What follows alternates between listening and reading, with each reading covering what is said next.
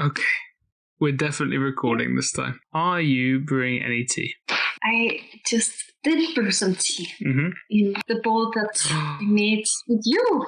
Yes. So now I'm making some Samidori uji matcha. Ooh. Yeah. Very nice.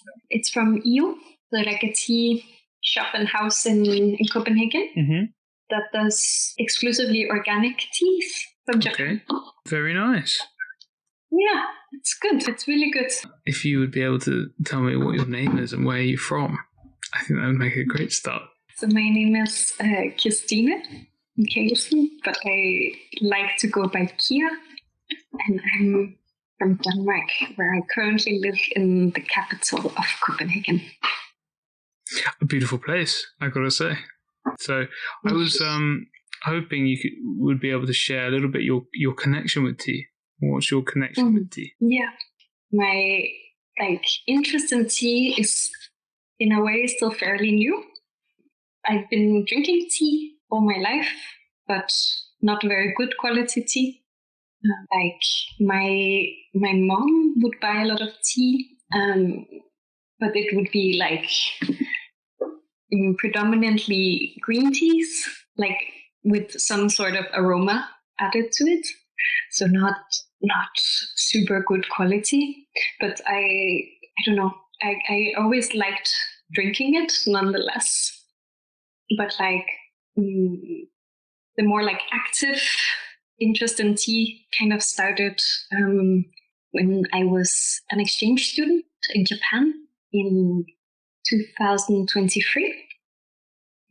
So I was an exchange student at Copenhagen University in Kyoto, and Kyoto has such an amazing culture of tea, but also wagashi, so Japanese sweets, which was kind of initially my big passion. I always had a sweet tooth, but I was just really, really fascinated with the wagashi that I found in Kyoto. Just really, really both the looks of them, but also the Japanese flavors. I really, really love. I'm a big lover of anko, and so initially I was just super into sweets, but then of course tea is always kind of a part of that. But then tea ended up becoming more and more object of interest for me.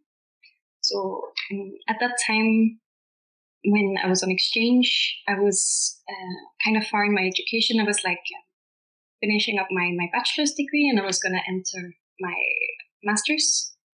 And that's a good time to start to think about also what you want to do afterwards when you're no longer a student. And for a long time during my studies, I've been focusing a lot on Japanese politics, but to be honest, it was not something that made me very happy. So I wanted to shift my focus into something that was exciting for me. And I always kind of knew that would be something that had to do with the senses in some way or another. And tea just really resonated strongly with that. So I started looking for internships that were related to tea. And through an old acquaintance, I had a contact at a tea house in Copenhagen called Sing Tehus, where I applied for an internship, and I was lucky enough to get it. So I worked as a tea brewer for 3 months and just completely fell in love with that part of it. Brewing tea for people. That is probably still my very, very favorite thing about tea. But when you start to just know a little bit about something, I feel it's often a natural reaction that you want to understand it on a deeper level. So I also really, really wanted to somehow get behind the scenes and understand a little bit more about the production side of tea. So the tea house I work at has a predominant focus on Japanese tea, and as a student of Japanese studies, it would just make sense to go to Japan. So I also searched for internships related to tea in Japan, and I found Ububu.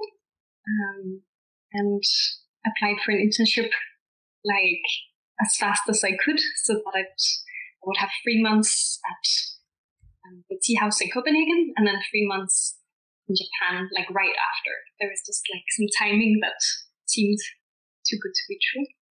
I was very, very lucky to get it.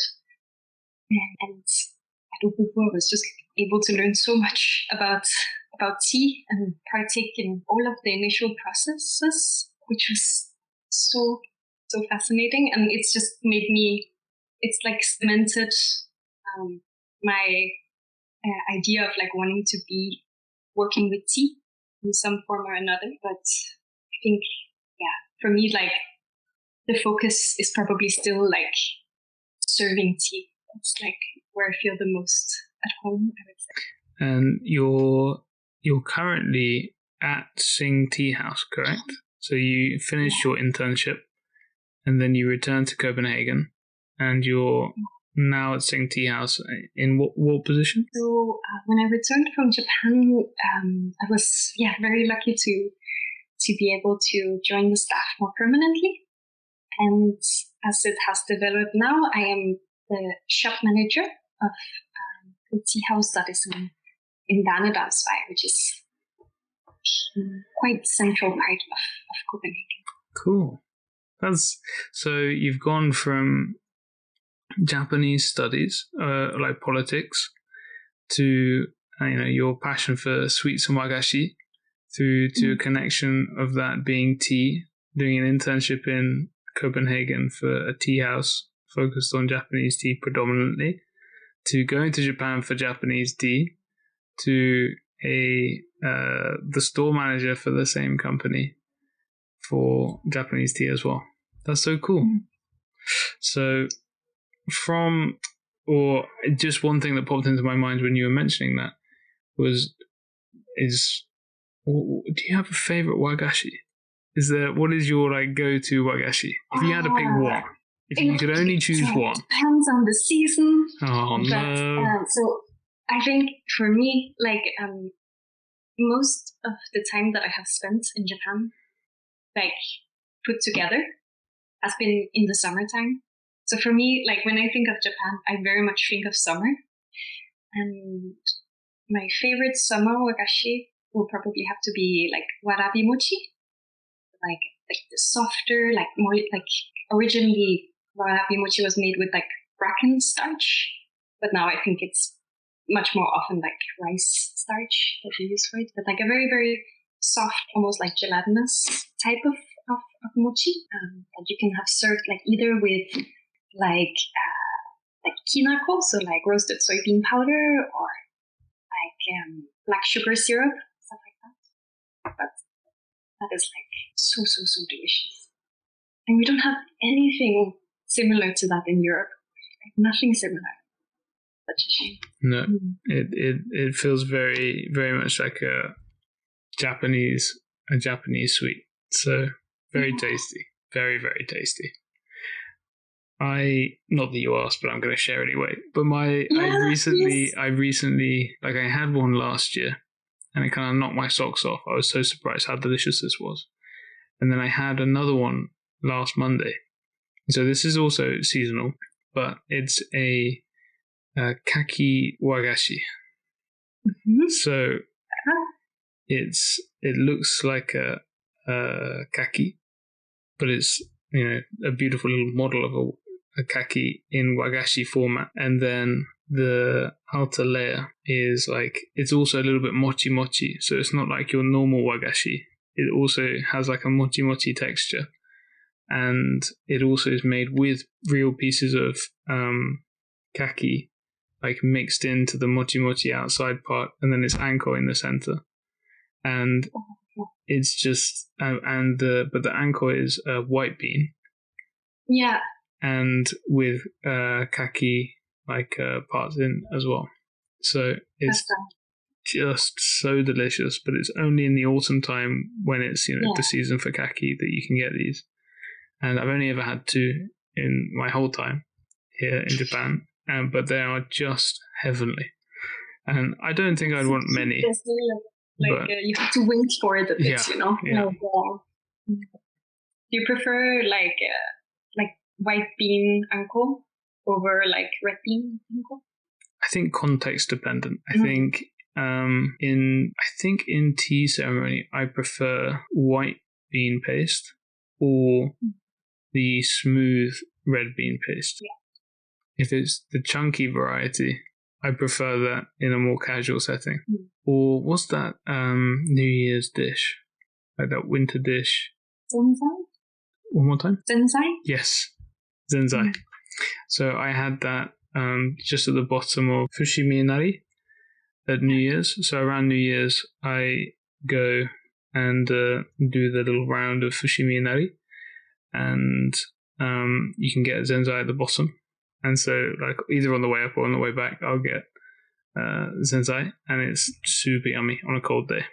So it's incredible. I've had zenzai like multiple times in Japan, but this January of this year, I had it for the first time, like in winter, where it just felt so absolutely perfect. And like had it in like almost, it felt like a diner style, like Japanese style diner in Koyasan. It was just pure bliss, you know.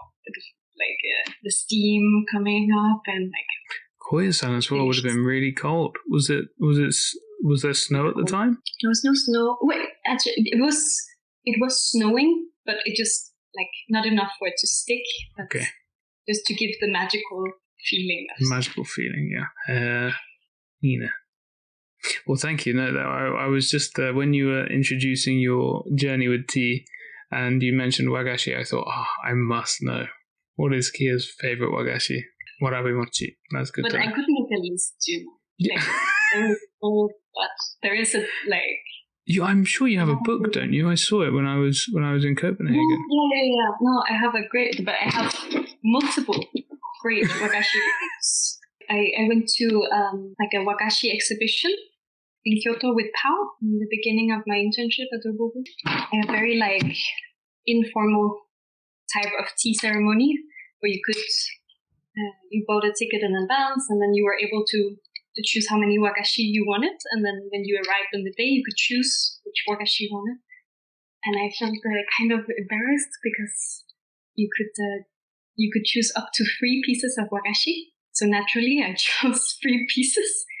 And when in the tea room, I realized that that's quite a lot, especially when most people only have one, and you're just like a glutton, just like eating a lot.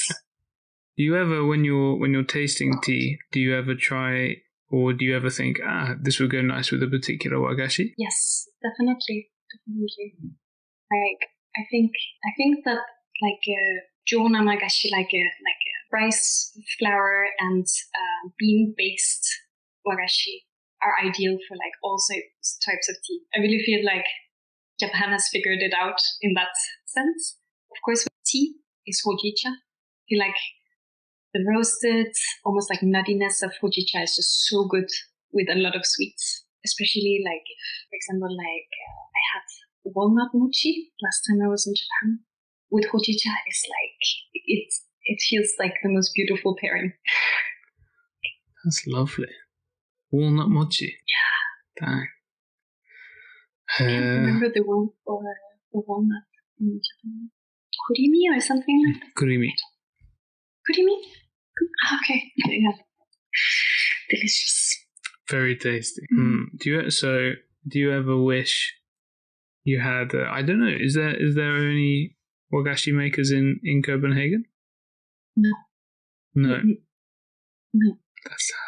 It does not exist. So it's like once in a while there's like little pop-ups or something like that.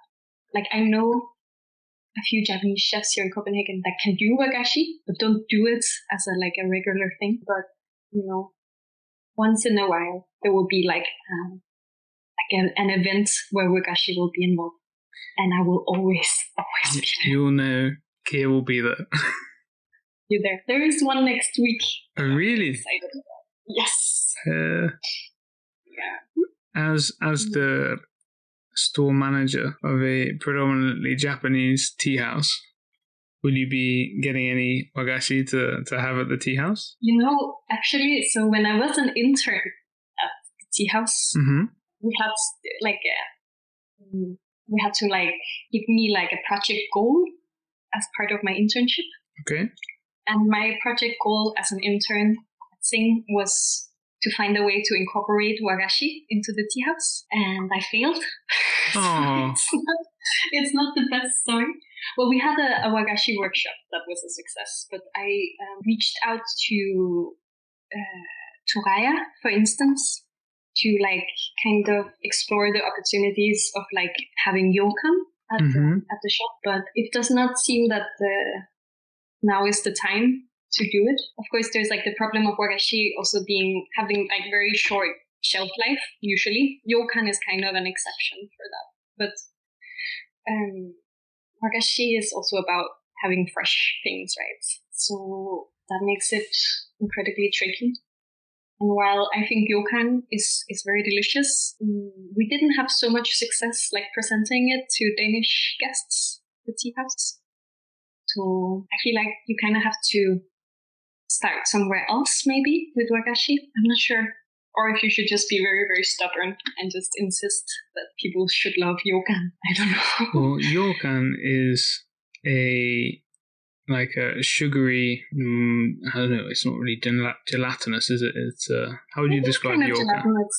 Yeah, it is a set bean jelly. So it's set with ega, so the vegan gelatin. So it's extracted from seaweed, right? And gives kind of another form of gelatinous texture that is, of course, similar to gelatin, but has its own. And then so the basic version will be sweetened red bean and set into this jelly, and you just have a little bit, and it just goes really well with tea as well. But you can also have them flavored or decorated depending on season. You can find also versions with kaki or chestnut when it's autumn, now, or you can find more clear yokan, for the summertime, that kind of emulates the sense of something light or water, something like that. But I always feel when I have yokan that it's kind of missing the wow factor of the visual side in a way, because it has this thickness to the texture, and it is usually oblong. So you're usually looking at this oblong shape, which is then you have to cut a piece off, and then you eat that, and it's very sweet, very sweet.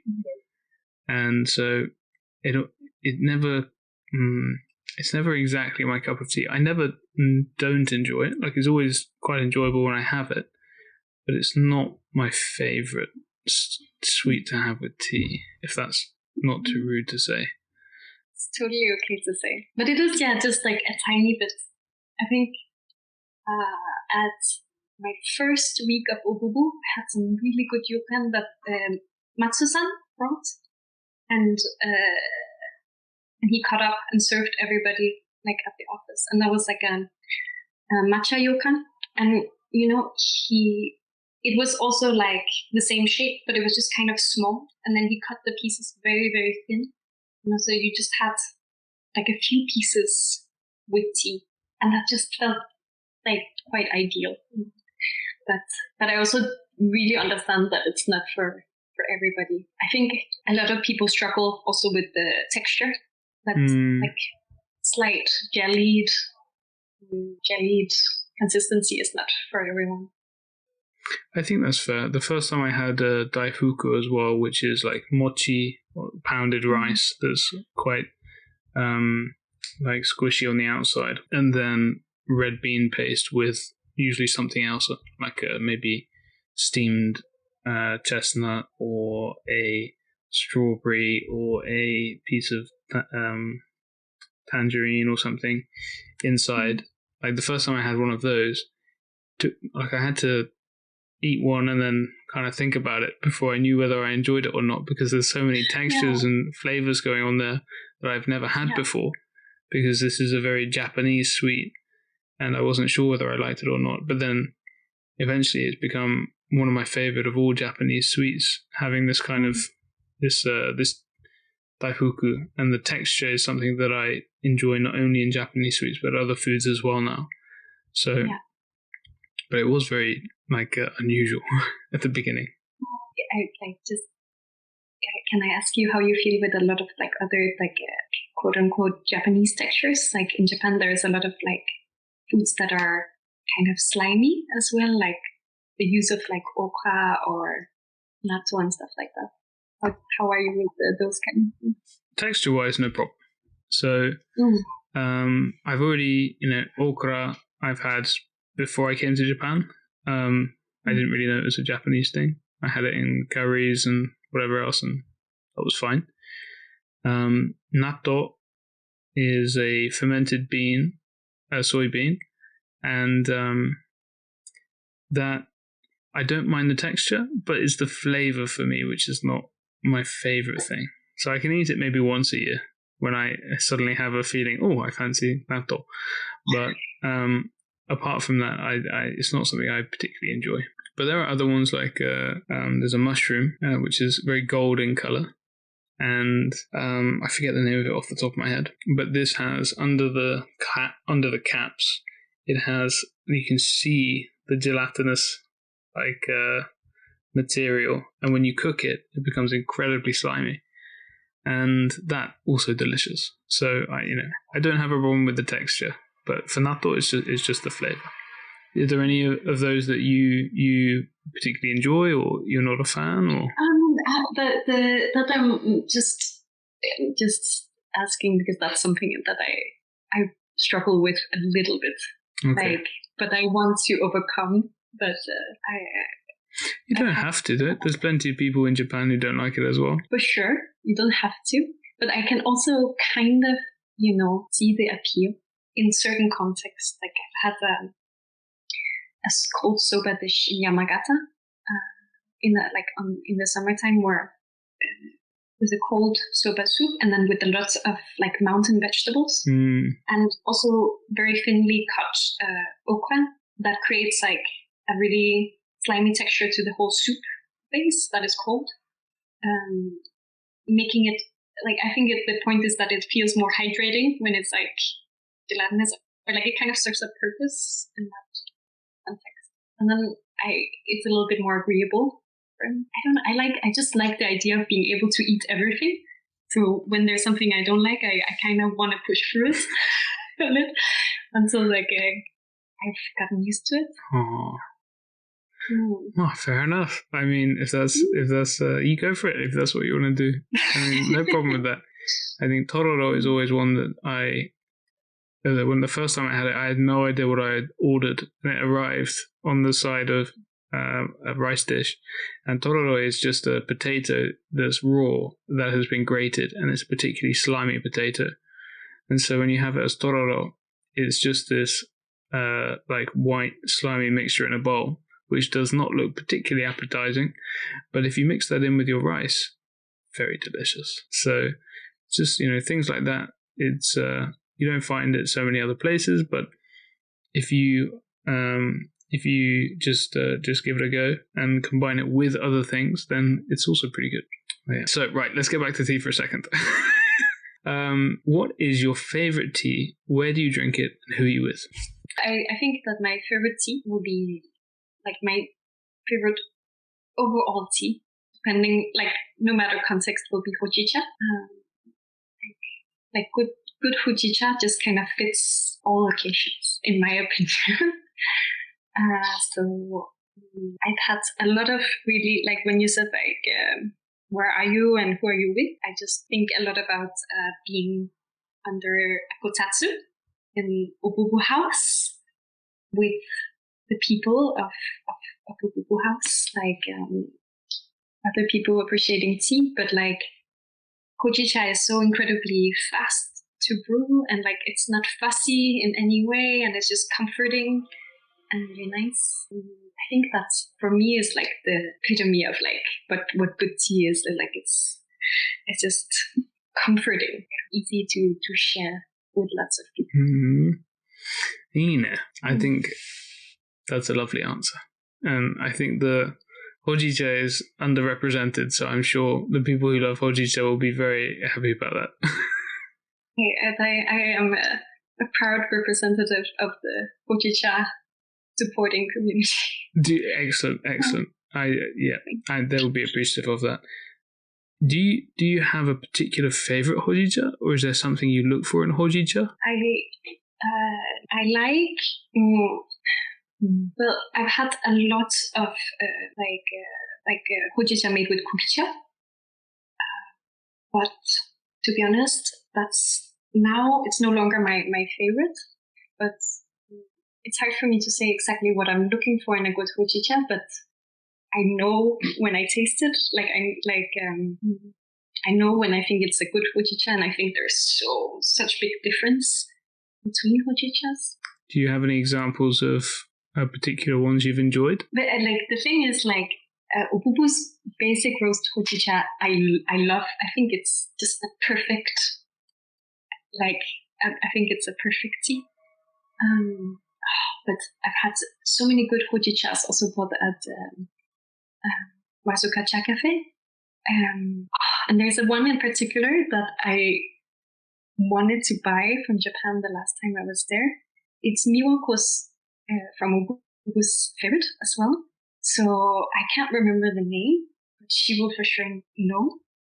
But she has excellent taste in hojicha. She's provided lots of good hojicha for Obubu House. So if you need good hojicha, you need to ask Miwako Kita Obubu. Okay. Yeah. I don't know if she's as passionate about hojicha as me, but she just has a lot of good hojicha. Has donated lots of good hojicha to Obubu House. That's very nice. Okay, those are good recommendations. We'll be sure to add those in, and we can also add in links of the wagashi books if you're able to share the titles of those, if people want to have a look at those too. Speaking of books, what is the book or books you've given most as a gift and why? Or, alternatively, if you haven't got an answer for that, what are 1 to 3 books that have greatly influenced your life? Well, there is a book that I have gifted to other people. But sometimes I think it's tricky to gift books to people, just because I think it's a little bit nerve-wracking. If it's something that matters a lot to me, and I give it to other people, I would want them to have the same life-changing experience that I had with something. And of course, you can't expect that from people. So I feel giving books can sometimes be a little bit vulnerable. If they don't get around to reading it, or which is totally fair, then it just feels like a little piece of me that I'm putting out in front to them, and then it just can feel very vulnerable. But there is one book that really comes to mind, which is a really, really short novel called Naive Super by a Norwegian writer called Erlend Loe. And it just is I think it's a really good book for a lot of people in their 20s. It's a book about a young guy in Norway he's 25. I think he lives in a small town, and during a tournament of croquet, is it called croquet? Croquet. Yes, croquet. He loses a game of croquet to his older brother, and this sends him into grave depression, basically. But or at least a big existential crisis. It's not so much about the game, but it's just about being in your 20s and being a bit lost. And he starts to create all of these lists, which is a massive part of the book. He makes lists of the things that he has and the things that he wants, and animals that he's seen. It's all kinds of lists. I think to a lot of people can be. It's a very funny book, and to me at least also quite relatable, I would say. I like lists. Right now I'm for that reason I'm reading a book I was recommended by a friend called the Pillow Book. So it's like one of the first pieces of Japanese literature. Do you know it? I don't know. So it's some of the first Japanese fiction was written by a female author, and this is by Sei Shonagon, and she was like a lady at the Japanese court, like around it's year 800 or something like that. And she also makes lists. She makes lists of like things that are embarrassing or like hateful things that makes the heart beat faster or stuff like that. And it's also really, really fun. There's something really great about this. So I don't know if I have free books, but that one in particular is like one that I have given to people on several occasions. That's a good answer. It sounds like a good book to give people to help them with an outlet for some of their concerns as they're growing up. So yeah, well, I don't know how I would answer that question, but that was a nice answer. Really, but you will have to think about like the more times you're asking. It's true, but I don't know if I necessarily have answers to these questions. I might ask them, but they're very difficult questions, so I don't know whether I have answers for all of them yet. But I definitely, the next one I'm sure I could answer too. But what tea-related purchase of $100, euros, pounds, more or less, have you most enjoyed in the last 6 months or in recent memory? If you can give as much detail about it as possible, that'd be great. Yes. That I can. Okay. I went to Paris about 2 weeks ago. Oh, wow. You did? I bought, and it became very much a tea trip for me. Like, I just, since Copenhagen is still incredibly limited when it comes to, like, tea houses, like France has, or like at least Paris has a little bit more variety. So I went to a bunch of tea places, but there was 2 tea places where I made some little bit extravagant purchases. Ooh. And one of them is called, now I want to find the French name. So one of them is Terre de Chine, so like, I guess the land of China or the world of China. And the other one is called, in English, the House of the Three Teas, or in French, Maison des Trois Thés, which is a Taiwanese tea shop. I don't know much about either Chinese tea or Taiwanese tea, so this was very attractive to me. And I made some expensive oolong purchases that I have since really, really enjoyed. So I might just find them because I don't know if I cannot remember the names of anything, and like my Chinese pronunciation skills are non-existent. Okay, go for it.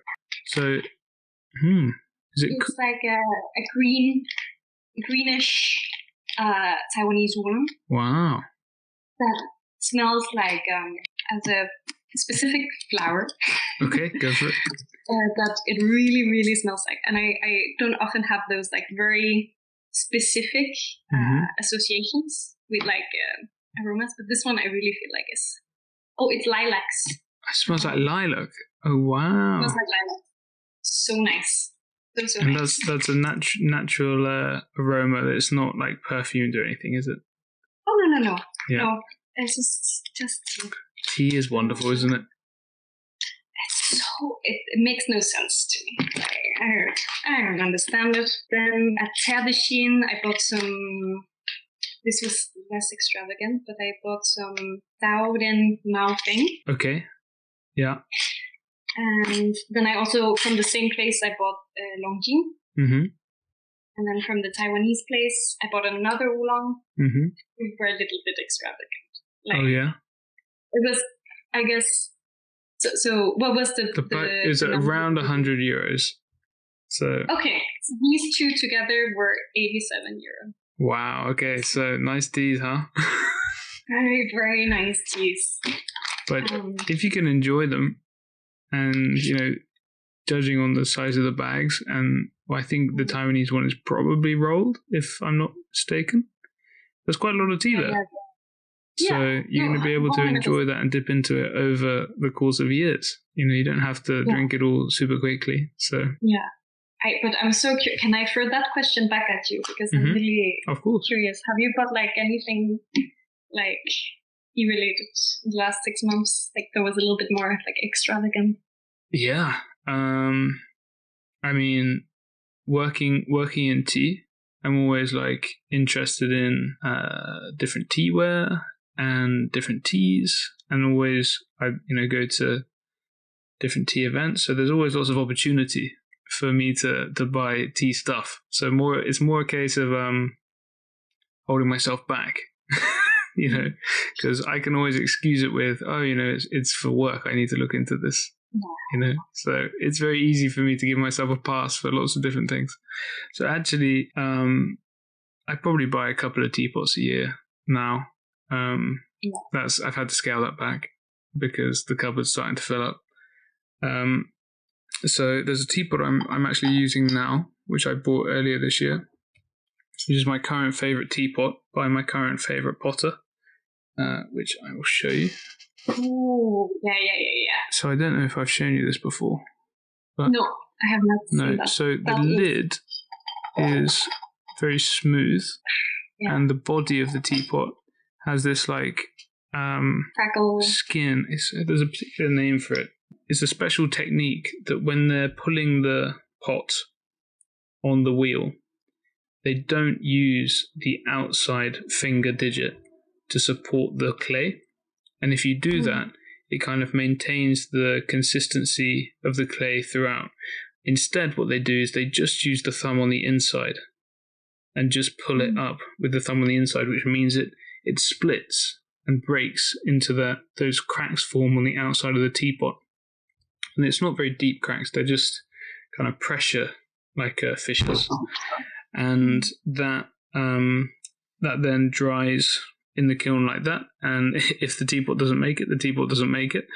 But if it does make it, it looks like that, and this is a particularly square pot. It's not perfectly square, but it's more square. It's a little bit taller, so it's quite squat. It looks like a cube with its corners cut off and smoothed out a little bit. And I really like the juxtaposition of the outside of this pot being kind of covered in little cracks, and then the pot lid is perfectly smooth. So I like that kind of combination of textures. And it's a kyusu, which is a side pour style. So it all just fits quite nicely in the hand. And this is my second pot from the same potter. And so I have 2 pots of this design. And I find that these pots work really nicely with oxidized teas. So this is probably my favorite purchase. It's a bit over budget. I think it was or maybe it's not actually, given the exchange rate at the moment, but it was maybe 16,000 yen, something like that. Oh, yes. So it's a little bit over budget, but given the poor exchange rate, I think it's well within range. So it's that's probably my favorite. I also bought another piece of teaware recently, which I was drinking with earlier today, which was from a Shigaraki pottery festival that happened a couple of weeks ago.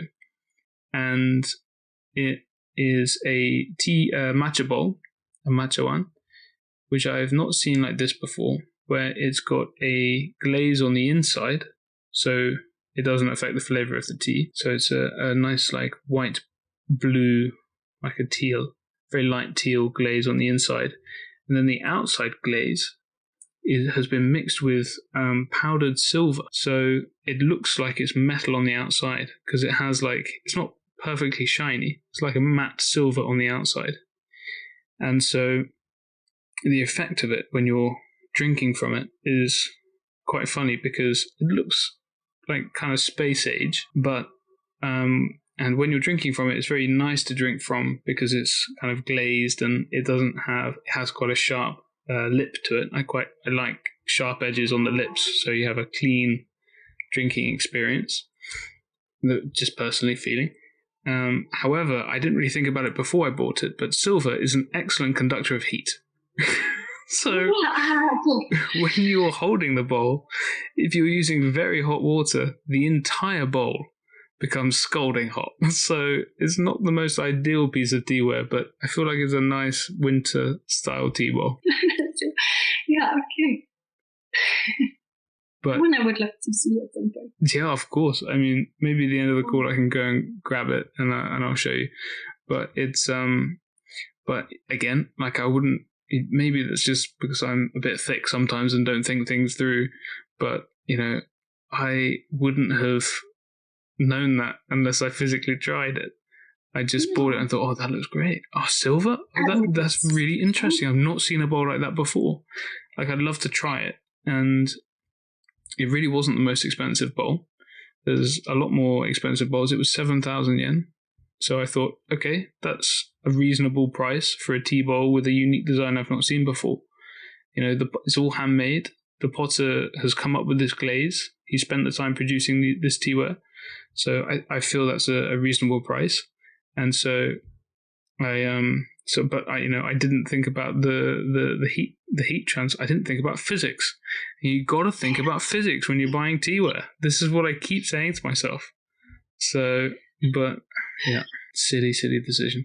But it was very interesting. And when people come to the house or I do tea sessions with people, I like to have very different teaware so that people can kind of choose and try out different things. I think it's an enjoyable part of the tea experience. For sure.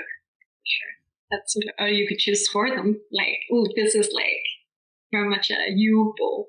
Well, I sometimes do that. When people come over and like we'll sit down and I offer them some matcha and I'll pre-select the bowls because I have a feeling of which bowls they might enjoy.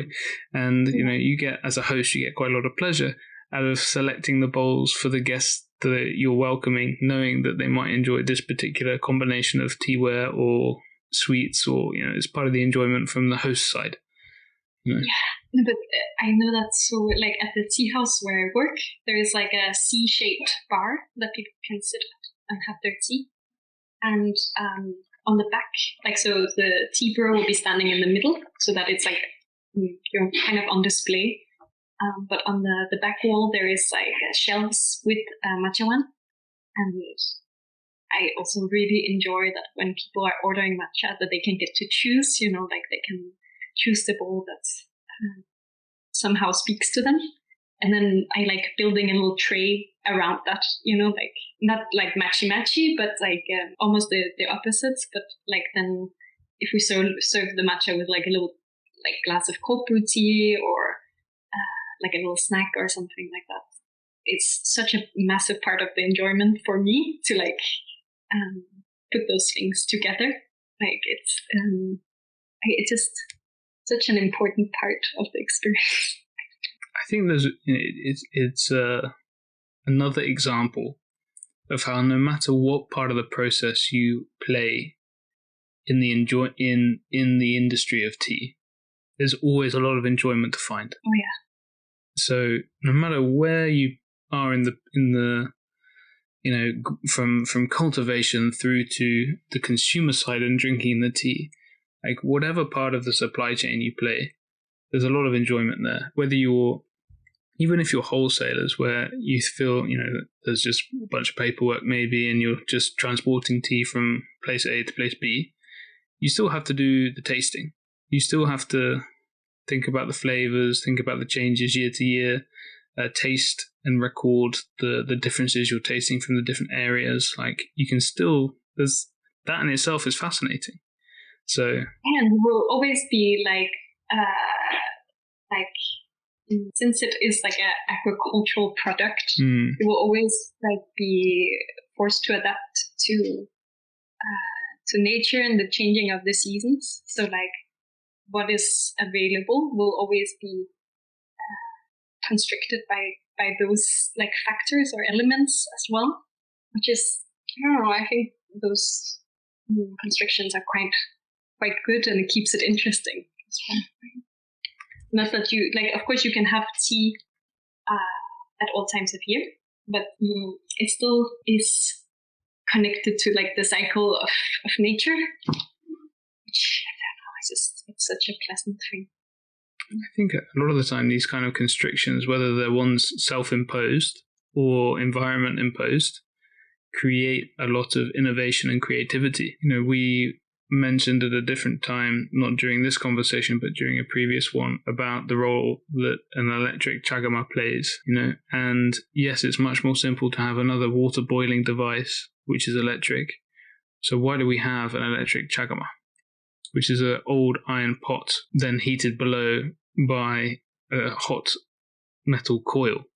Incredibly inefficient if we want to be saving energy and focused on the efficiency of boiling water. But the constrictions placed upon something like tea ceremony dictate you need a chagama or you need a tetsubin. So we have to compromise with some other way. And so the compromise that was found was an electric version of the charcoal, to the point where even this particular device which heats is made to look like charcoal. So, the constrictions placed upon a situation can often form beautiful things because of the constrictions. Thank you. I really, really agree.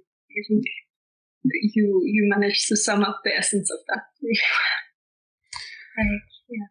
It's I think one of the things that's happened in Japan is maintaining the culture over a long period of time. Like, you have to think of new ways to do the same thing but improve it somehow, and that's what's caused so many awesome things to come out. Yeah, you're able to maintain heritage but like adjust it to still work in present day. Even if it becomes like a little bit comical, but it's also, if you can just acknowledge it, it's nice. Like in when you have like a chagama with an electrical cord, it also just becomes like a little bit of a joke, like that. Oh, okay, this is something we can show how, like this very traditional water heater, but we made it slightly more efficient with this cord. It's just those things that don't go together are just very funny. I think it's also a way to give a nod to history and appreciate the people that came before by maintaining some of the things the same, but also finding ways to bring it into the modern era. So you don't lose it, but you just change it slightly to fit the current context. Okay, so I do have a tea question for you. And this is probably an easy one for you to answer. How often are you drinking tea per day or per week? And what is your most regularly drunk tea? I drink tea every day, like all through the day, basically. Like my time right now is split between writing my thesis at university and working at the tea house. So at the tea house, it comes naturally that I'm just brewing tea for people all the time. So I will always be tasting the tea before I serve it to people. We will always have a tea at the tea house that we're just drinking ourselves. There is just like a continuous, non-stopping brewing of tea and drinking. And then when I am at home, it will be pure different varieties, but I will always drink like, I think, 3 different teas at least in a day. And the one that I drink the most, especially because it tends to have a lower caffeine content, is hojicha. So I'm not overly worried about caffeine intake, but of course, if I am working late at night, hojicha is my go-to, just so that I will be able to sleep as well. It's a nice answer. Yeah. It's I'm always curious because sometimes there are some very different answers, and there are some people that I've spoken to who don't drink tea every week, and it's for them something that they will not drink tea every day, and then when they do drink tea, they'll do it very seriously. They'll set aside half a day, and this is when they're focusing on drinking tea and the enjoyment of tea. Like a meditation, like a very intentional tea brewing time. Yeah, I understand that. I get that. Almost as a break from, or not a break, but just the time spent away from their current life, and they go and spend some time with tea, and then they come back, like a mini retreat. But the idea of that is also just so lovely. But for me, tea is also. I think I love that tea can have kind of both. Depending on context, like you can brew like a massive cup that you can let grow, like you can let it go cold, and you can just sip on it while you're working, and it becomes like a companion while you are like doing computer stuff or whatever. And then it can also be this like thing that forces you to be incredibly present, like that you should be focused. And if it's like a fussy tea, like Kyoto or something, where you have to observe the leaves and like be aware of timing and stuff like that, and water temperature, it's beautiful that it can like have both in it. I don't think that one is more important than the other. But for me, it is also like just everyday beverage. For me, it's also just something that I enjoy throughout the day. Sometimes I'm more conscious of it, and sometimes less so. But it's like still there as a companion. Okay. What makes a good tea for you? If you taste the tea, or when would you go, oh, this is a good tea? Like, what are the criteria for you? That is a good question. That's a very good question, because it's not that it has to be a particular kind of tea, not green tea, not black tea, not oolong, not yellow or puer. Like, it doesn't have to be warm. No. It doesn't have to be. It's like, that's because automatically I'm thinking about like the characteristics of specific teas that make them good. Like, because my entry into tea was Japanese tea, I feel like the focus in Japanese tea can be a lot about like flavor and mouthfeel. Whereas like then, for example, some of the oolong teas that I bought, they were so aroma forward that was like almost overwhelming. But again, that's not really saying anything general about when a tea is good. Like I feel like tea is also like can emote things like very physically, and that can be context dependent. But sometimes what you want is like a tea that is warming or like calming, and sometimes you want a tea that is more energizing and like vibrant. And a good tea, I guess, can be something that is able to give you the feeling that you're seeking. Like that will be like incredibly individual. Very specific to a moment as well. Exactly. Yeah. That's a good tea. That's tricky because it will be different on every single day for you. Yeah, I know. Oh, that's tough. That's a tough gig. Then what is a bad tea? Ooh. Are you asking me? Yeah, I'm asking you. Okay. For me, a bad tea is one which has, firstly, aromas that are unpleasant. Mm-hmm. If it has an unpleasant aroma I do not like, then that for me is, I can't do it. That's a bad tea for me. Someone else might enjoy that, but probably not, because I'm pretty open when it comes to teas. So that's number one. Number two is if it's overly astringent without a redeeming quality, then that's another one for me that'll be a bit tough. There's another one which is not bad. It's not a bad tea. It's just a tea that I'm struggling to, or a sensation or a flavor that I'm struggling to find appreciation for, which is sourness. Sourness in tea, I struggle a little bit with that. Now, there are some teas which I can deal with that more than others, but sourness in tea, for me, it just feels a bit strange. Like for me, it's not meant to go so much together. But often, or the teas that are sour, which I do enjoy, the redeeming factor they have is a really interesting aroma, typically paired with a sweeter or fruity aftertaste. If they have that, I can get over the sourness in the body of the tea. But if they don't, then I can understand someone else might enjoy that, but it's just not my favorite thing. Oh, fair enough. You see, I love that. Yeah, right. There's a lot of I'm people all that do. about it. A lot of people that do, but it's just it's Yeah. not my favorite. What about like sourness? And have you ever had like a sour beer, something like that? Yeah, love that. I love sour stuff. I love Tea is just not lemons. I supposed to love be all of those things, but I just for tea is not that for me. So fair, very enough. yeah, I know it's a bit bad, but that's just personal preference. But I don't hold it against anyone. And on top of that, just to defend to defend myself slightly in advance, I'll be going to Kamikatsu next weekend, which is the hometown of our bancha. So, Yeah, but that's so great. which is a post fermented, or it's a fermented tea from Shikoku Island, Japan. So I'm not the biggest fan of sour teas, but I'm trying. I'm trying to educate myself. So Exposure therapy. right, exactly. So that kind of happened for me with pu'er too.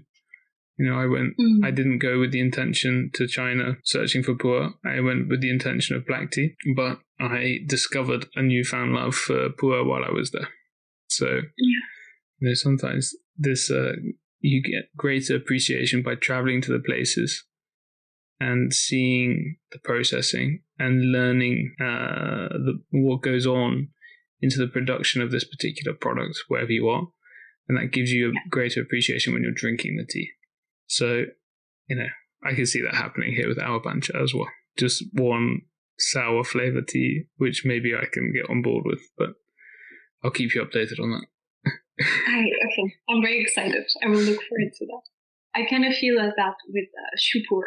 For me, oh, really? It really has like a feeling like I can drink it, and I can also understand the appeal in like certain contexts. Mm-hmm. Like on a rainy day, like I get that it kind of fits the mood, but it really like reminds me of being a child, being exposed to like a coffee, and like it's not that shupur is like inherently bitter or anything like that. Like coffee is when you're a child trying it, but it feels somehow a bit adult to me, like tobacco, or in a way that is just like out of reach for me right now. I think we have to introduce you to my favorite shupur because it is the best shupur I've ever had, and it is creamy. It is dark. I've never seen a darker tea. It is like almost pitch black. It's darker than any coffee I've seen. And it is creamy, sweet, mellow, like a warm hug. For me, it like inhabits the same emotions that invokes the same feelings that hojicha has. So when you said you don't like it, I'm quite surprised because it's for me that's a perfect match for you, just with a slightly more bold body. So in my mind, you would love shupur, but you just need to find the right ones. Because I do agree, there's some real funky stuff out there. So real funky stuff. So this trip to China changed my mind on a lot of things about pu'er. So I think I have a very good one for you. And when cold, it tastes like watermelon. So yeah, mind-blowing stuff. But it's tea is this crazy thing where you can get so many different interesting flavors and texture profiles and all sorts. So, I wouldn't write off any one particular type of tea because I know that there's someone out there making it in a way that I probably really enjoy. For sure. I think it's like I have like a flaw, like when working in the tea house, I continue to be so enthusiastic about all the things that tea can be that I feel a massive need to share this enthusiasm, which also means that sometimes I think I can overwhelm people by wanting to like offer them a lot of things to draw them in, I want to like let them experience all the things that tea can be. I like offering them all these little like samples of different teas, just like introducing them to the grand spectrum of like what tea can be. But like it's not the best way to approach it, I think, because then you can also sometimes like overwhelm your palate a bit and it all kind of muddles together. But it's just, I don't know. I feel like sometimes like when people come in and they're a little bit interested, it feels like my job to just broaden that horizon as fast as humanly possible, which maybe not always is the case in reality. I think it's it's wonderful intentions, for sure. Yeah. Yeah. Like the intentions are nice, but how you do things. Sometimes I think about it when, because working with Japanese tea every day, like I can easily taste my way through like 10 different senchas in a tasting session, because I'm not drinking a huge amount of them. It's not like a full cups of tea. I'm just sampling them, but I can do that. And I would never have been able to do that when I first got into Japanese tea. And it's easy for me to forget that when it comes to introducing new teas to people. So I had a good reminder of this when I went, when I go to other tea producing countries where I'm not familiar so much with those teas. I sit down to do a tea tasting session with somebody, and after the third tea, I'm like, oh, my taste buds are gone. I'm not able to kind of get the differences, because probably the volumes of tea that we're drinking, but also, there's so many different flavors. I'm struggling to know where to look for these flavors in each tea. So if that makes sense, where to look, I don't know whether that makes sense or not, but no, at least I think I get it. Like no, I think I follow. So yeah, but or like if I had to do this for coffee, dude, not a chance. I would maybe have 2 coffees that I could go, oh yeah, okay, I can taste the differences, but then that's it.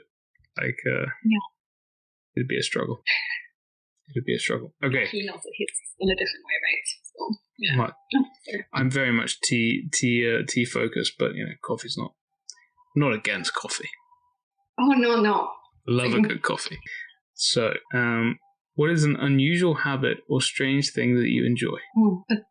So, I think it took me a while to figure out that this was a weird thing, that is maybe something that not a lot of people like to do. So I will stick with that. But I really, really appreciate. But I love to go out to restaurants. Like it's something I can look forward to for weeks, and it's something that I'm very willing to spend money on. It's like some of the best experiences. And like when traveling, like it's my favorite form of sightseeing will be for food as well. But part of the enjoyment for me is also like just the anticipation. And a part of that anticipation can also be to just do like a research. So like I love reading restaurant menus online, and just like kind of imagining what the combinations are gonna be like. So often like a little bit more modern or a little bit posh restaurants, they don't even like write the names of dishes. Like sometimes they will just like write 4 ingredients in order, and that will be the dish. And like that can be very exciting for me, like to kind of imagine what that will taste like. So it could be like smoke, corn, walnuts, rabbit, and then like you have no idea how they're gonna like execute that. But I don't know. It is there's like that anticipation of like what flavors will be like. That is like really enjoyable for me. And then maybe it's a bit unusual. When did you first start doing this? For like a long time. I remember just when I moved to Copenhagen and I was like 18 years old. I had we're still friends and we still go out to dinner, but it's not like I had a lot of money. But the money that I had, I would use and save up for restaurants with a friend. So ever since then, like we would pick a place, and like sometimes like rather posh places, and we're just like these like teenagers going to fancy restaurants. So like I don't know, since like beginning of my adult life, like when I was like 18 or so. But also, maybe also before that even, like if I was to go to a restaurant with my mom and her partner, I would also just enjoy looking up like the food in advance. Even if the menu changes, like even if it's then a different one, like when I arrive, it's not super important. That's okay.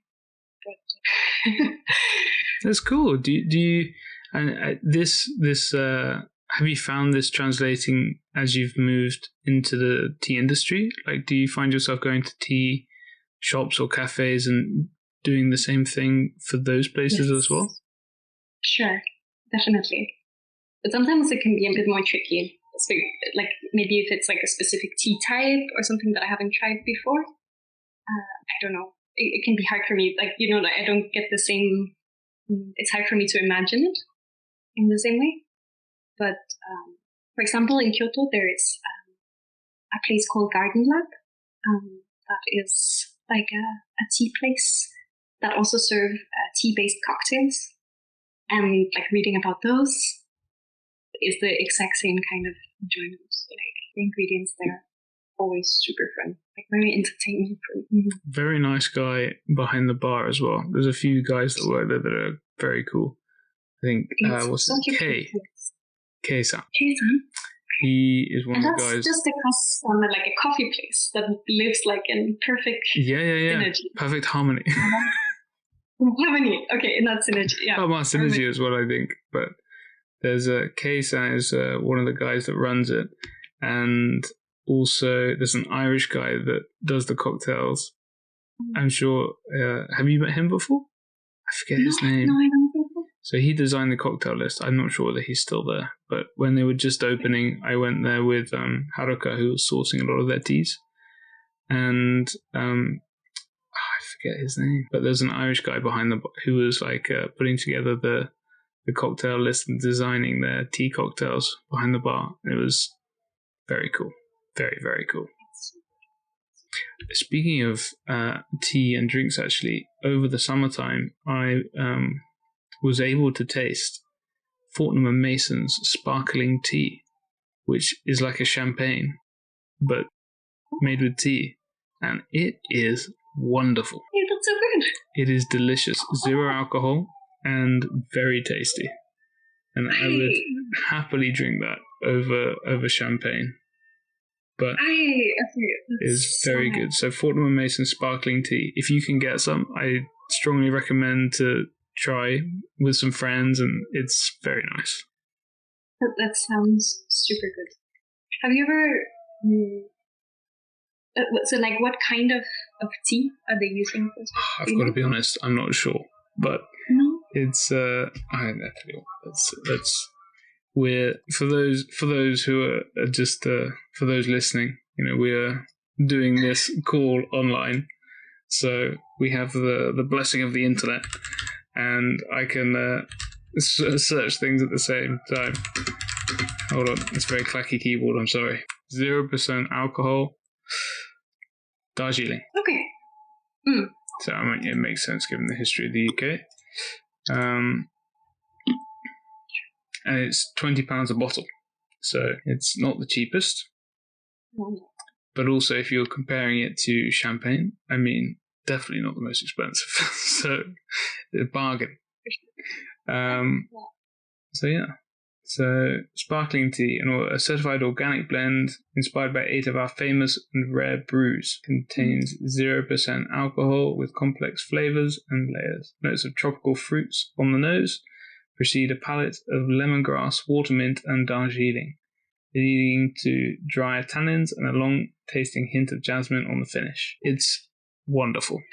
Amazing. So, I'm always so impressed with those kind of descriptions as well. Like when people are like able to detect so many things in, I don't know. For me, that is like a little bit intimidating. Like when people are able to detect so many like flavor notes and aromas, and like describe them so accurately, or like. But of course, it also kind of it's a double-edged sword, right? Because it can also affect like your own perception of something. I think we're incredibly susceptible to that. I think for me, when I want to do something like that, when I'm looking at a tea and tasting a tea and trying to write flavor notes, I will have to have a flavor wheel sat in front of me. And often I can pick out, like, this is not something that I'm super strong in. So I do need the help of something like a flavor wheel to look at to try and help me. But I can pick out the categories, and then as soon as I'm like, okay, I found that category, then I can then dive into like the finer notes and check through, like, is it this, no, and then eventually I find the thing that I'm like, yes, that's what I'm tasting, or that's what I'm smelling. Then like this really helps me to kind of develop the flavor notes for the tea. So, but other people like we both know Pao. I've also interviewed Pao, and he's like always immediately picking out flavor profiles of teas. So it is a cool thing to see people do. And sometimes when you're tasting the same tea with them, and this is the wonderful thing about flavors, is that everybody detects different things. So, and we all have our own different senses, which have had different training over our lifetimes. So, which is our tongue, and we can then find different flavors despite tasting the exact same thing. So it happens. Yes, my recommendation: taste this. It tastes delicious. Sure, for sure. But it does have caffeine, so be careful. 150 milligrams per 1 liter. So if you drink a liter of it, please be careful. It's quite a lot. Okay, so let's. I've got another question for you. What are bad recommendations you hear people giving about tea? Maybe. So there's something that comes to mind immediately, and I guess it doesn't really count as a recommendation. But I really dislike when people are defining what's right or wrong in tea. That is a massive pet peeve of mine. So at the tea house, a very, very popular beverage is matcha latte. I guess that's popular everywhere now, and that's super fine. And maybe, who knows, then maybe matcha latte could be the pathway for certain people into other Japanese teas, and maybe it's not. But for me, there is nothing wrong with the matcha latte. It's not the wrong version of matcha, and I have experienced that certain people at the tea house who are super into tea will consider this like a flaw or something wrong, and that they just need to get to the right point, where they can enjoy the real deal. And I think that this is a problematic way of looking at it. While I could hope that a lot of people got super into classic preparations of matcha, I also think it's okay if that's not for everybody. And at Ububu, something that really, really stuck with me was the phrase that tea is freedom. So that there is not necessarily a right or wrong way of brewing. There could be a way that is wrong for you personally. But if people really, really love intense or incredibly bitter tea, then that's not wrong in my opinion. I think that if you're not gonna listen to your own sense of enjoyment, then the whole point of it goes off. So again, it doesn't really qualify maybe as advice, but when people are guiding other people in the worlds of tea, I think it's problematic if we're very polarized in what is right and wrong when it comes to tea. I think the beauty of tea is also that it is very subjective. I think it's wonderful. I mean, I just wanted to hear the whole thought process through. So that's no, I think it's a really good point, and something that really resonates with me as well. And whenever we have guests, I always tell them there's no right and wrong way to do things with tea. It's whatever you prefer.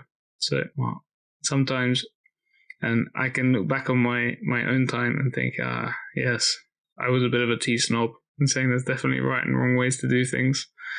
And I feel like sometimes people fall into the trap, into the easy route of denigrating other teas, like saying negative things about other ways of doing things to promote the way that you're doing things or the way you believe people should be doing things. And I don't think that's the right way to go about things, because you could end up alienating people who you could have a lot of, in common with. Passion for tea. So, yeah. Yeah, it's also just, it's a negative way. I think it's also deterring a lot of people from like entering the world of tea if it becomes somewhat elitist or snobby. Whereas like maybe people who could eventually start to love like Japanese sencha stuff will be scared away by people who are making degrading comments about their sencha that has flowery aromas added to it. Of course you can educate people about what is out there and what tea can taste like when it is like of a certain quality. Because of course, the aroma teas out there is not really using that high quality tea leaf necessarily, but that doesn't mean that it doesn't have a place. But I think we can always present people with alternatives, but we can never stop. Like we can never force something down the throat of other people. It will always have the opposite effect, right? It will always make people reject it. No, it's a very good point. I sometimes think, if I had a tea house, how would I do things? And I think it'd be hard because, what I like personally might not be everybody's ideal cup of tea. So at some point you have to be finding or guiding the tastes of people towards something that you believe is tasty. Or like there's got to be a reason why people are coming to your tea house over the other people, and part of the reason is you. But to bring people into your tea house, you've got to somewhat compromise on the teas that you want to have there, unless you are the current meta for tea. I don't know, but that's sometimes I do think about that. Like there's also teas that when I'm guiding someone, that I might try to stir them or guide them away from a little bit, but I don't want to do it in like a blatantly protesting way. If that makes sense.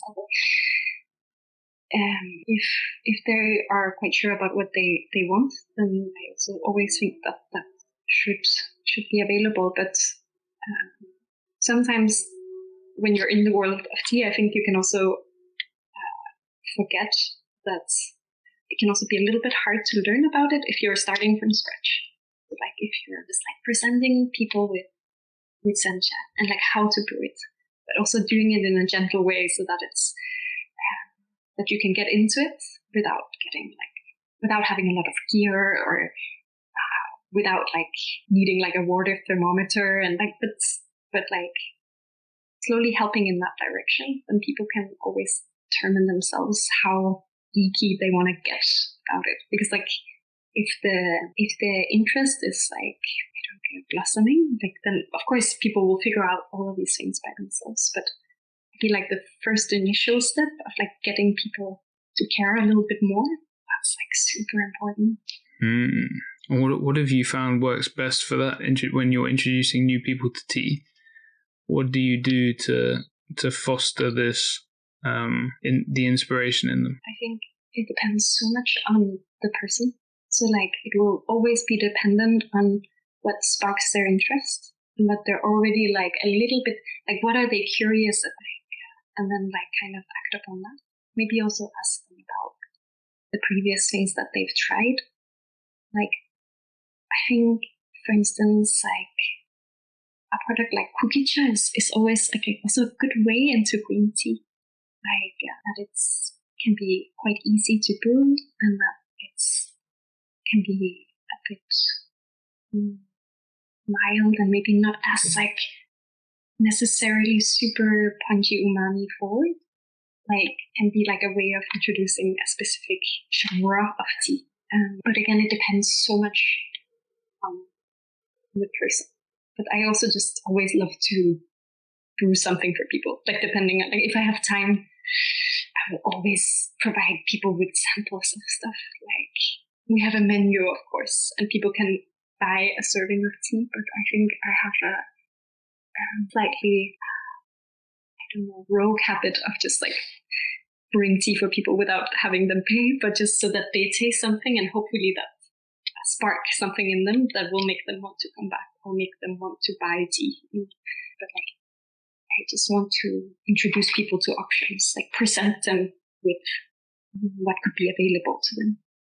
I think that's a wonderful way to do. You kind of tantalize the taste buds so that they can't stop themselves coming back for more. Yeah, exactly. Ine.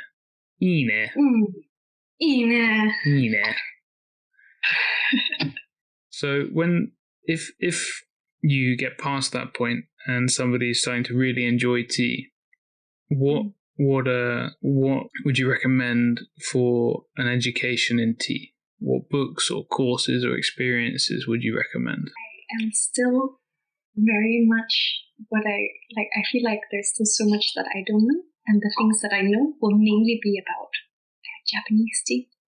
So without a doubt, the place that I have learned the most has been through the Ububu internship, just because, of course, like there's good books out there, but for me, like if you really if you want to go that step and you want to really get into tea and understand it, like being a part of it or seeing it in front of your own eyes makes a massive difference. Otherwise, there's also a few books that I think are really, really good.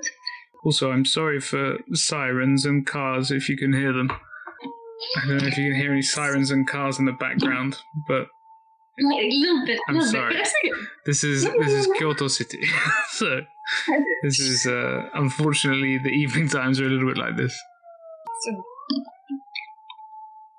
Japanese Tea: A Comprehensive Guide by Simona Suzuki. It's amazing for like getting started into Japanese tea. And then in addition to that, like tea history, terroir, and varieties is such a good, very like comprehensive work that also like just built like some foundation for me to understand things. That one, I continue to return to that one.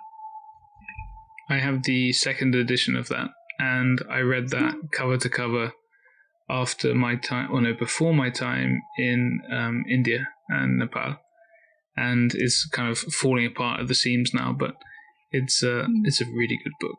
It has a very good quantity of information about different places around the world and their tea production, which is cool. So much.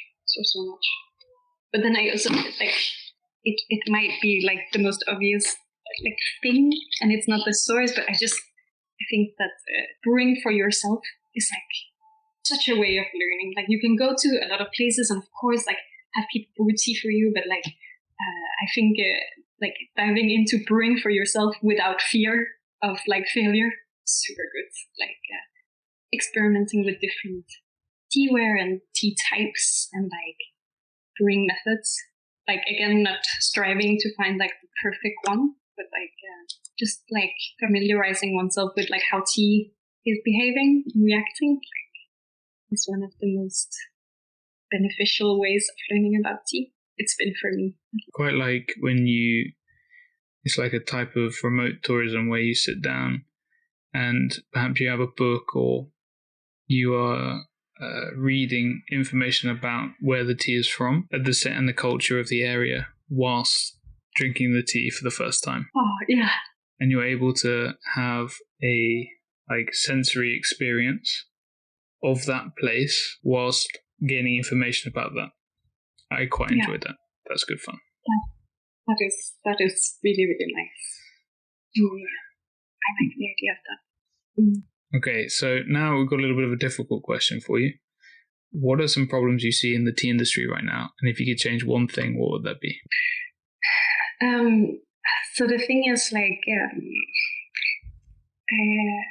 I'm aware of like that there's like a lot of big structural problems in like, the supply chain, and yet it's not something that I personally know much about myself.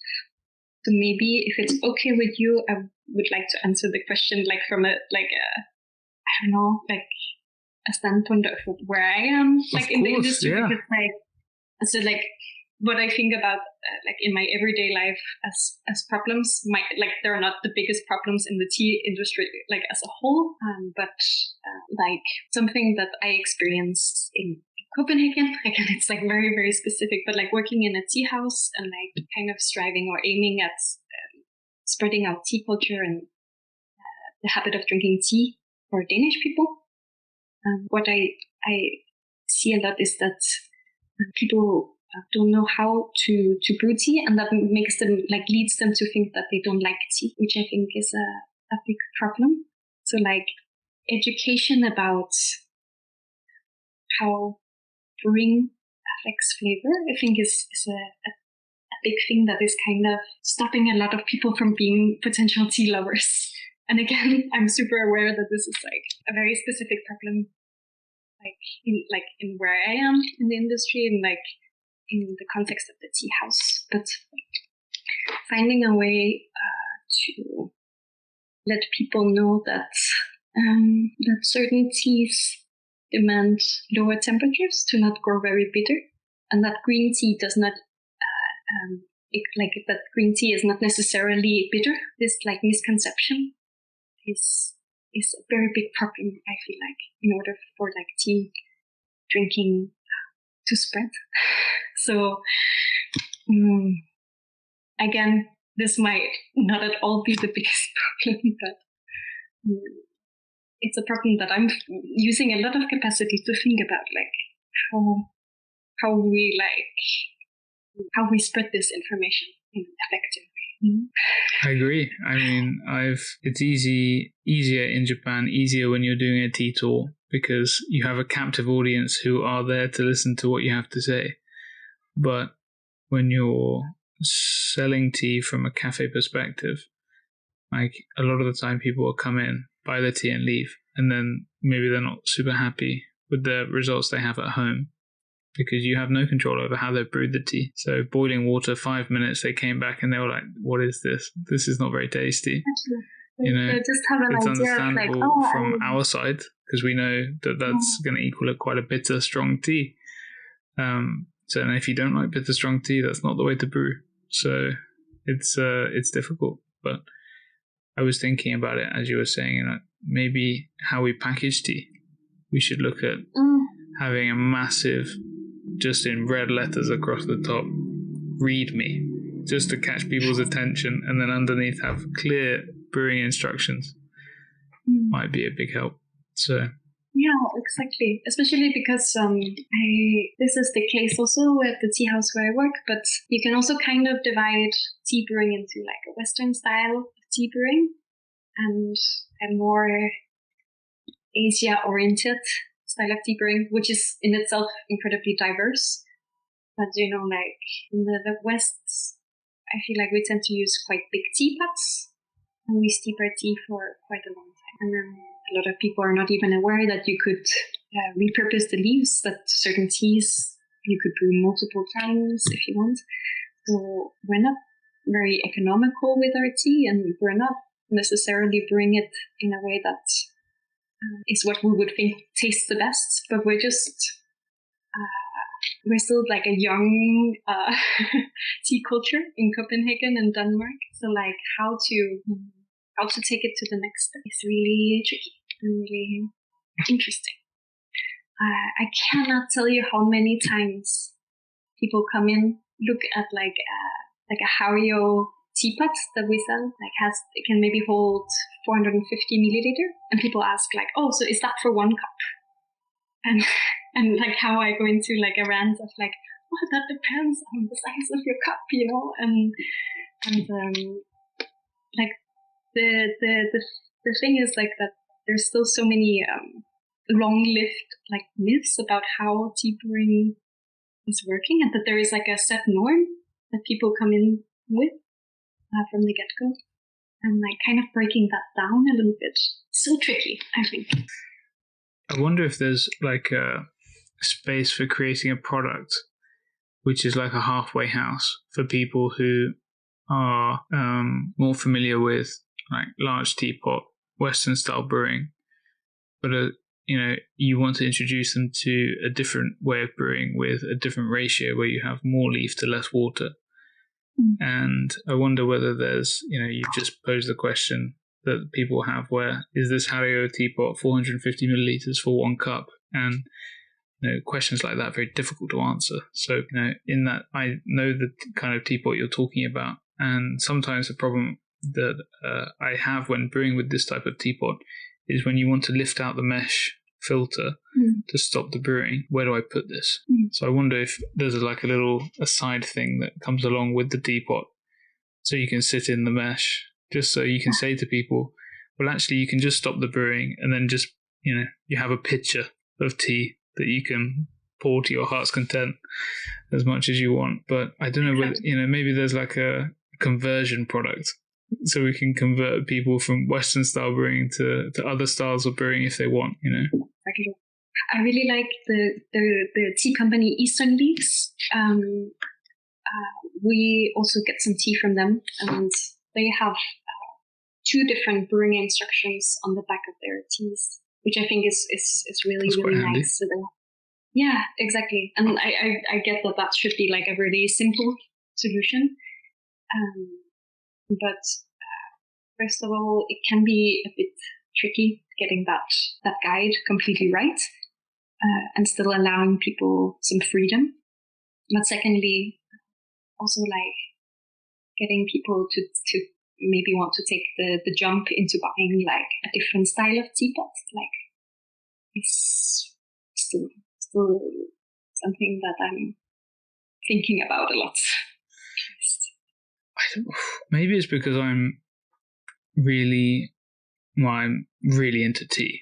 I don't know if that was obvious or not, but having a different teapot for a different use case, like that sentence in itself could go very deep or not so deep. But perhaps having a teapot which is well suited for brewing with a high leaf to water ratio, and then also more Western style teapot, because there is definitely a time and a place for Western style brewing methods.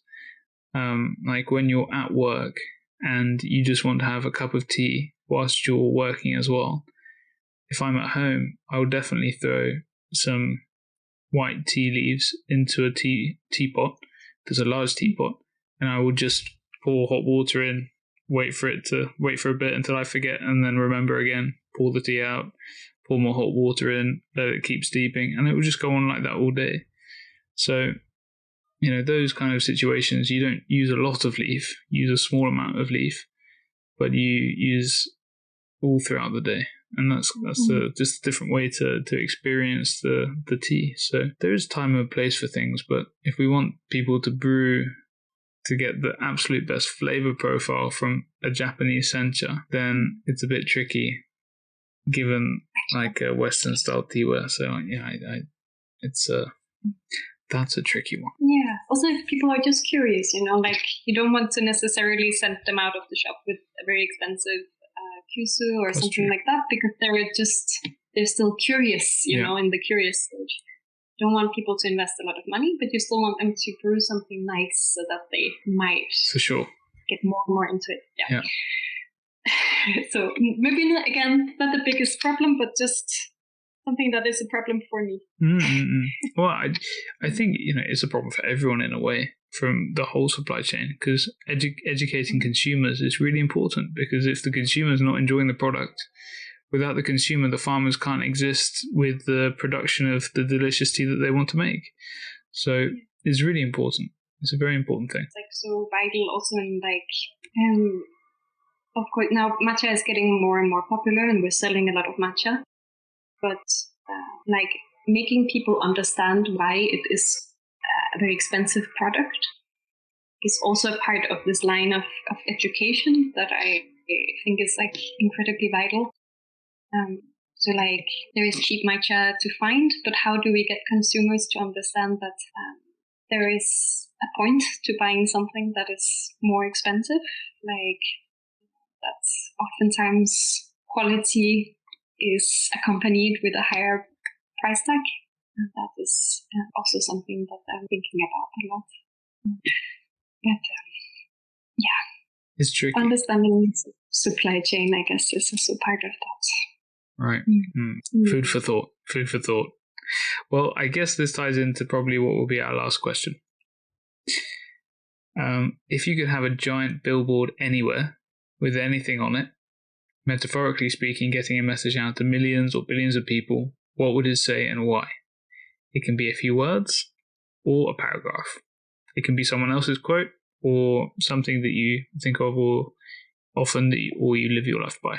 It's up to you. That is such a difficult question. It's a hard question. That's a very hard question. But so maybe something that I think is very beautiful and could be nice to spread out to people is actually like a quote that I'm beginning my thesis with, my thesis on tea tourism, that I think is absolutely beautiful. It's from the Book of Tea by the Japanese thinker Okakura Kakuso. So it's a book he wrote about tea in 1906. And it's like a quote that goes, "Meanwhile, let us have a sip of tea. The afternoon glow is brightening the bamboos. The fountains are bubbling with delight. The soughing of the pines is heard in our kettle. Let us dream of evanescence and linger in the beautiful foolishness of things." I think that is like so pretty. Wow. That could be nice on like a big billboard. I think quite a few people need to hear that. I can think of a few already. I That's don't know. lovely.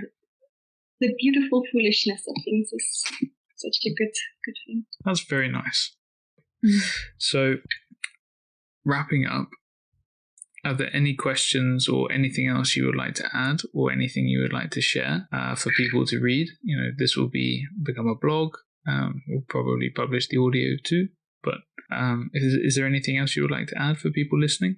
I hope people will also want to try some wagashi. I hope that if it's possible for people wherever they are in the world to like give a chance to Japanese sweets, that would be really lovely. Because if there's something that makes tea better, I think it is sweets as well. Sweets and tea, good combination.